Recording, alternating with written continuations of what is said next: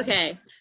Hello, everybody. My name is Ariana Hones, and I'm the Southeast organizer with Wisconsin Conservation Voters. And I'm so excited to have Milwaukee Water Commons here today to chat with us. So I will just let them introduce themselves.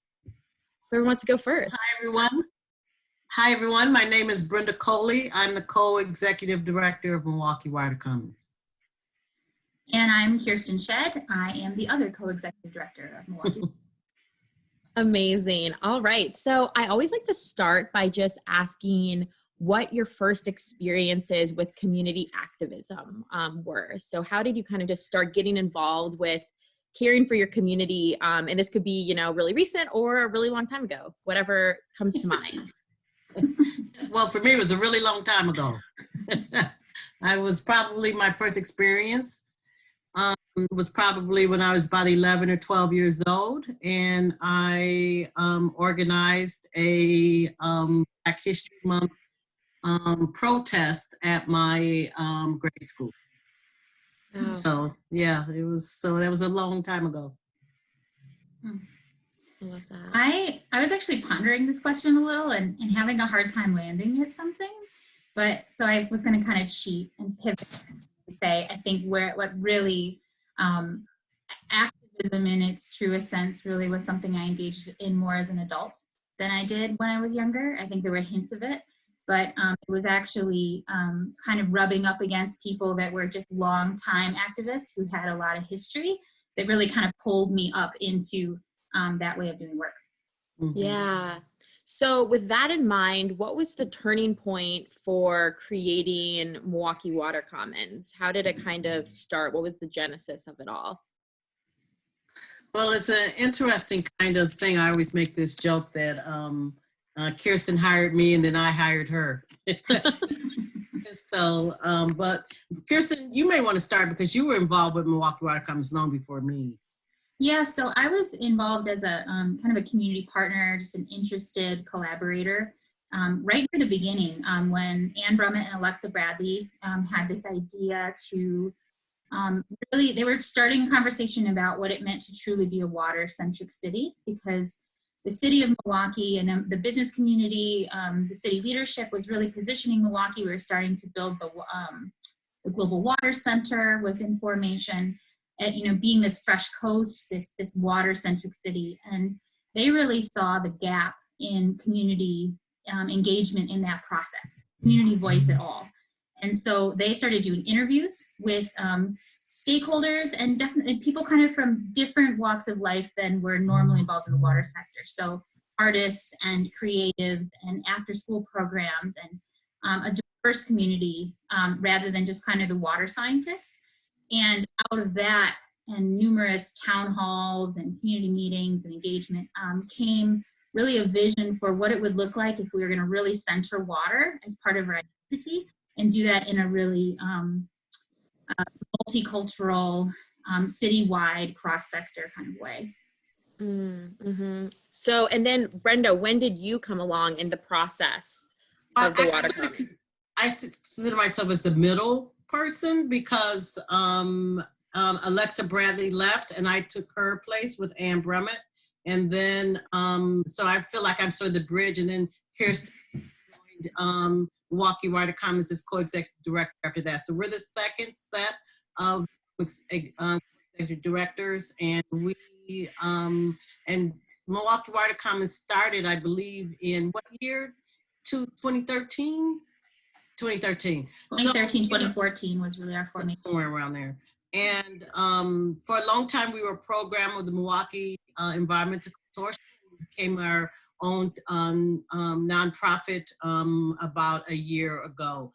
And I really came on to the organization, you know, because I have a background in public health and in social justice movements and consulting and things of that nature. So, you know, and I didn't know very much. I had not ever really been involved with environmental issues. It was a love at first sight kind of situation for me.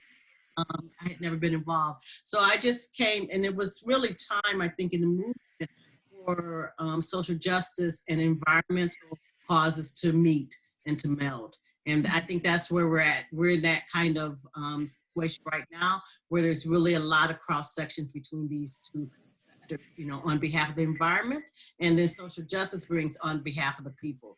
So, you know, we have this thing where one's not more important than the other, and are just as important. Yeah. So I kind of have like a two-part question now, but so first I'd love if you could talk a little bit more about the disconnections that we see in Milwaukee when it comes to our water systems. Like, where are we maybe not connected or connected as well as we could be? But then also, like, how does that, like, in your kind of ideal perfect world vision, what would the Water Commons be doing, and what are y'all doing in terms of the work to bring people together and to get them connected to water? I'll start off with kind of the philosophical side, and we can drill down, I think, from there. And that is that one of the things that we've done since the beginning is talked differently about water. I think that in general, we often talk about it as, you know, a commodity, something to be managed, something to be controlled. I apologize, I do have cats that may come through. Something to be, managed or controlled or healed, but in general, it's kind of an other. And so we've talked about water as a friend. And what does it mean? We really rely a lot on indigenous understandings of water and being water keepers, and the water having a voice, and also cultural narratives and cultural stories and different perspectives on how we are with water. And so I think that's one of the disconnects that we felt early on, was that we needed to come back to the water in a way that was much more valuing and understanding its poetry, its spirituality. But then we know we're highly disconnected as a society and as a city. We're hyper-segregated, we're very siloed. And so a lot of our work is about connecting people to policy making, connecting people back to the water, connecting our utilities to our people, things like that. Mm-hmm. I mean, the issue also has been that, you know, people have been disengaged from the water through no fault of their own. And so, it doesn't take much to get folks to understand the beauty and the gift of water. But in order, we're trying to teach or engage the community around stewardship. And to be good stewards of the water, you have to have a relationship with the water, not utility with the water, but a relationship with the water. But you have structures in place that disengage folks from. We believe that everyone has a water story. Every culture has a water story. You know, for example, for African Americans here in Milwaukee, the water story could be the Milwaukee River. That was at one time a pathway to freedom for slavery. So, you know, and all cultures have stories around water, and we really want to uplift those stories as a way for us to connect to water. Mm-hmm. Yeah. So could you share like some examples of ways that you're cultivating or helping cultivate that kind of conversation, but also that stewardship with water? Like, what are people doing through your programs that are getting them connected or that relationship reestablished? Mm-hmm. Well, we have several programs. I think one of our flagship programs is Water School, adult school, where every Saturday between and September, we bring a group of people, teams of 5 to 5 teams of 5 people to really talk about your water footprint, water stewardship, and then we have a experiential component where they do a project that is related to the Water City agenda. So we have a Water City agenda that blue-green jobs, arts and Kirsten. Arts and culture, education and recreation, green infrastructure, water quality, and then drinking water. And we ask participants to formulate, we give them a small amount of money, and we ask them to create a project that addresses one of those issues. So that's one of the things that we do. And one of the things we have done during that time is we engage people with the water in a recreational way as well. We take folks to Maltby Lake and we set up these stations, kayaking, swimming, and fishing. And it's just a beautiful, glorious day. The interesting thing is that this is generally a very white space. And we're bringing with us Latino people, you know, African Americans, Native folks who really haven't had kind of recreational attachment to the water as other folks have. And it's very transformational, and everyone feels better when we leave. You can just tell that we're all happy to be together and to be with the water. And that's the amazing thing about water. Water does connect us. Mm-hmm. So we have, Brenda was hinting at the Water City agenda. We kind of have three, sometimes we call them buckets, sometimes, but three areas where we do our work. One is water school, which she was talking about, and, this onboarding, it's our leadership development. But it touches on the other program areas. Our Water City agenda is a 6-point agenda that was community created. So over the course of like a year and a half, we talked to around 1,500 people is what we approximate, leading up to the formation of that agenda in 2016. So it's got 10-year goals in 6 different areas. And what really struck us was when we took like a mobile watershed rain barrel bike station, which it looks as crazy as it sounds. We pedaled it down to the lake and interviewed people and said, like, what do you think we should focus on? Right? I mean, it was that open. And it wasn't the things that we came to, that our community came to, that are, folks said everyone needs to know how to swim. Everyone has a positive experience recreating on the water. We should know that we have safe, clean, affordable drinking water. We need to reduce flooding. Need jobs. We keep hearing about these green jobs. Where are these jobs? Are they available to us? Those of us who are underemployed, can we get those jobs? So I think that, so we've been working that's our Water City agenda, is really kind of community-driven policy. Like, how do we do policy? How do we make sure that these systems are equitable, that they're safe? So that's, I think, an area where we're really putting a lot of work.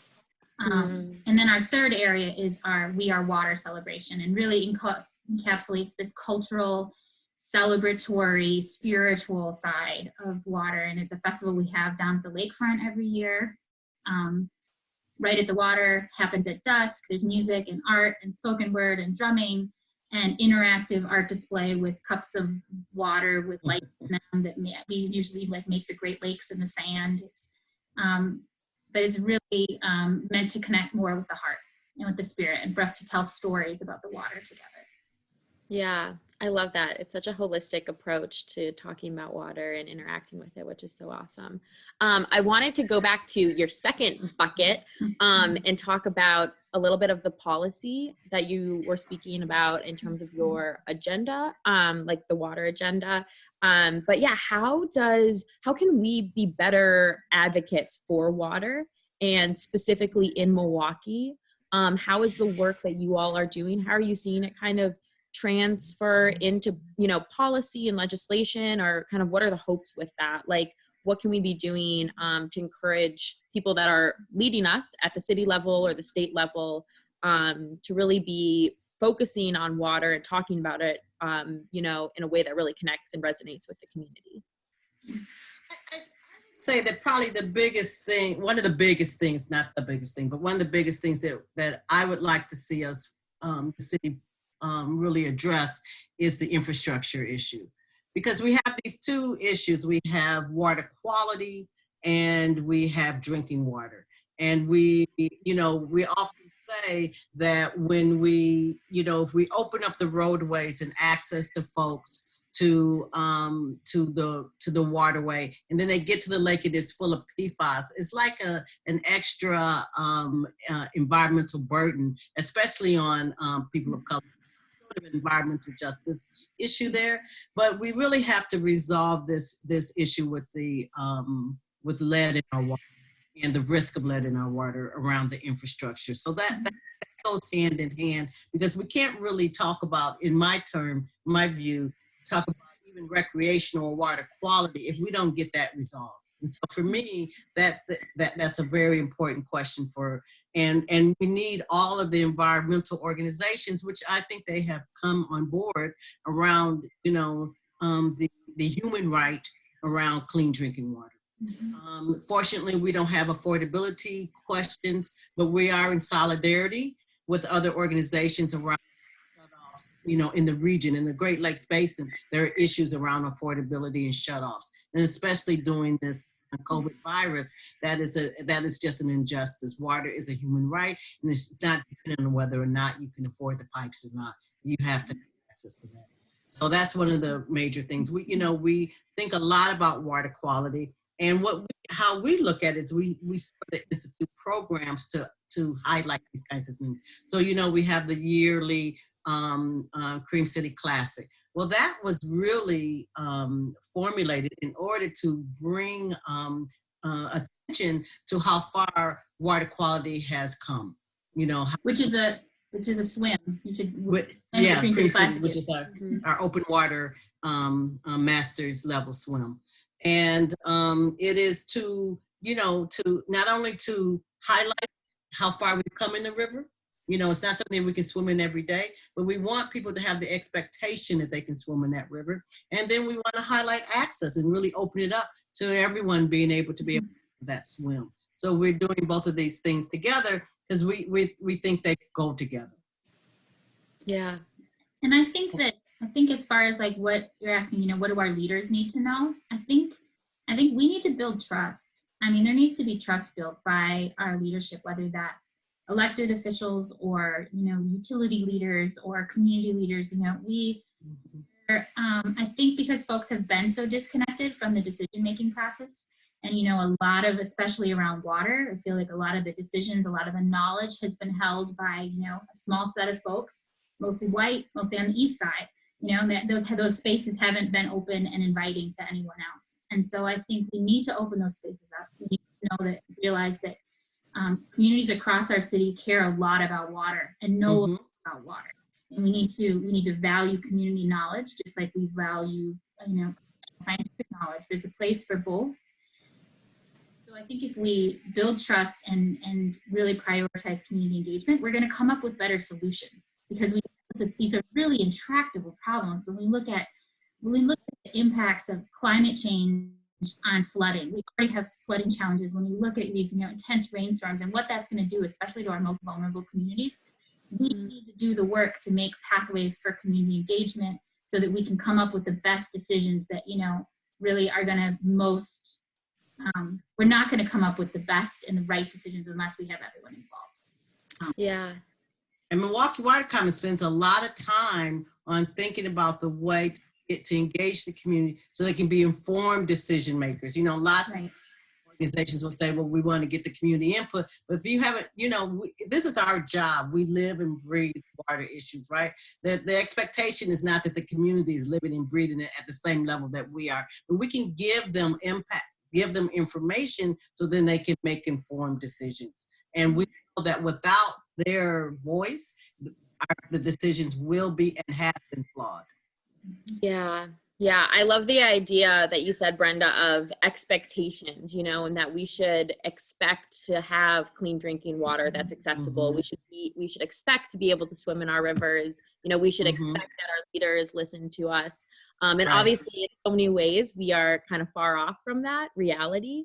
But I think that it's so powerful when you can recognize that, like, it is your right to have clean drinking water. It is your right to have electeds that listen to you and care about your community. So, yeah. So kind of with that in mind, what are some tangible steps that people can take, maybe in today or maybe in this next week, maybe where they're still at home, right? To get more involved in the work that you all are doing or in this conversation about water. And maybe that's even connecting, with the water issues that are going on in Milwaukee or in their city if they're listening from somewhere else. But yeah, what steps can people take to get more connected to water and just advocacy of water? You want to go first? I was going to say that what I wanted to say first is that please consider yourself invited to connect with the work. I mean, if nobody has invited you yet, please come into the work of water, even if that's just being aware of your own water use in your home, like just think about the water when you're getting a drink or when you're bathing your kids or when you're doing laundry. I mean, it isn't just about personal behavior modification, but sometimes we become more cognizant of the value of water by paying attention to what we're doing with it personally. And then one of the ways, right now we're working from home. Our organization is working from home. A lot of our programs are on pause, at least anything that's in person. So we're active on social media. We're trying to keep things up to date on the website and get content out there that is engaging. But we're still working. Our elected officials are still working. Community leaders are still working. So I think finding ways to communicate. If there's something, if you have a concern or an issue or an interest area, reach out. Look at what we've got up online. I would encourage folks to really take the opportunity to get to know what the water issues are and to educate ourselves on these things. So we have 70,000 lead laterals in the city of Milwaukee that have a risk of leaking lead to our children and to our neighbors and there's no safe level of lead in the body. I would encourage our community to really approach their elected officials around that issue. I would ask folks to really become engaged in some of the decision making and look at some of the issues and find out the relationship between, say, trees and water, or trees and clean water, and look at where the trees are available in the city and where there aren't, and to work to really make sure that we all can share in the benefits of the water, equally and with some intention. So, we're talking about steward, we're talking about reverence for because, we have all that we have. We're not going to get any more. And so we have a responsibility to pass on this for the next 7 generations. So what does that mean, to be more reverent and think about our responsibility to the next 7 generations? Yeah. So then my final question, kind of 2 parts as well, but I'm wondering, because this is Earth Week, what does Earth Week and Earth Day mean for you all this year, especially in light of COVID-19? But also, how are these ideas about stewardship for the earth and stewardship for the water, how does this kind of translate into what a thriving Milwaukee could look like in a more environmentally just world? Well, it's interesting. We're launching a project around connecting to water. How do we connect with water? And so we're sort of putting this together with Earth Day, that water connects us, and what is the water story, or what is your feelings on water? So we're looking at approaching so that people have engagement with water through different ways, not just one way, but in several different ways. So that's how we're thinking about water in the next coming week or so. I've been really pondering I think there's a lot of ways that we're talking about this, this situation that we're in. We know that pollution is being greatly reduced, the reduced pressure on transportation and on industry and such. And we also know that people are suffering, and that, the reduction in air pollution doesn't make up for the human suffering and the pain, especially being felt in our community around loss and illness, right? So I hesitate to draw big conclusions. I think there's something to be said about, we were talking, Brenda and I, yesterday, about the value of, just pausing, about thinking about how we want to restart. Are there things that we've become more aware of, maybe as a society or community, that happen to be, in Earth Day, while we're, more of us are moving around less? Are there ways that we could be thinking about the planet and the people? And we always say that, it's people and planet. And, most times if we do something that's good for the people, it's usually good for the person, right? And so we need to look at solutions that are good for both. So for me, on Earth Day, especially on the 50th anniversary of Earth Day, I know that there was so much hope for huge rallies and people standing up against climate change and demanding better for our planet. And I think that there are ways you can still hold that. There are ways to get your voice heard online, to continue to talk to your elected officials. I think around the world, people are making protest signs and holding them up to Zoom videos. But more than that is really thinking about what is our commitment as a society to each other, and how might we be able to move that forward while we have, you know, this kind of pause in our business as usual. Yeah. Yeah. Taking a huge, yeah, I mean, it's such a moment to really reflect and rethink our systems and the way that we've been moving throughout the world. Yeah. Yeah. So thank you. Is there anything else you'd like to share about Milwaukee Water Commons and the work y'all are doing, or just thoughts about the environment in the world we're in right now? You know, I'm thinking about our environment. What is coming to my mind is how we have shrunk public spaces. Mm-hmm. There's not a space, you know, that we can gather with publicly. And I think that does a lot of harm to the psyche not to have those kinds of places.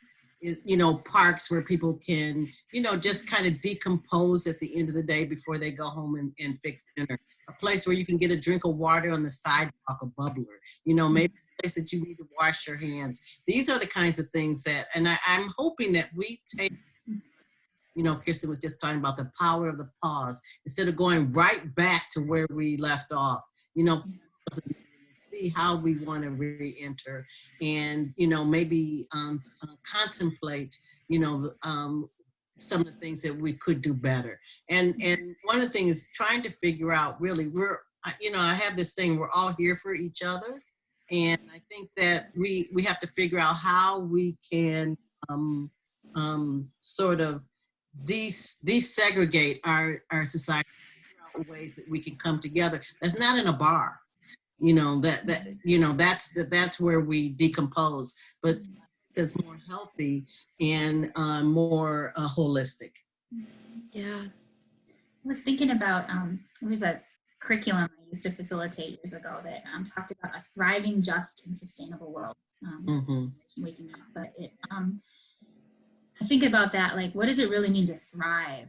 And we sort of in survival mode, you know, not, you know, stepping back from COVID-19, but just, I feel like there's a lot of parts of us that we're just, you know, just trying to find some form of justice, not even thriving. What would it really mean to be thriving and to be just and to be sustainable when we look at our water and our planet? And I think that one of our ways of talking about it is to say that we all are stewards of the water, and we all respect it.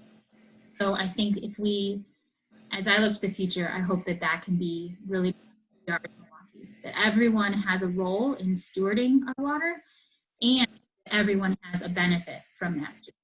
That means access to those water spaces. That means good green jobs. That means knowing that your home is not at risk for flooding. We're all doing our part. We're all shaping the future and gaining the benefit as well. Yeah. Yeah. It's big, and it's really powerful when you think about it. Yeah. Especially in that way of how are we all really connecting ourselves to it. Yeah. Thank you so much. Is there anything else you'd like to share? Otherwise, I'll stop the recording and then I can just chat with you a little bit offline or online, but off of the recording. So it's not good. Okay. Yay. All right. 1 second.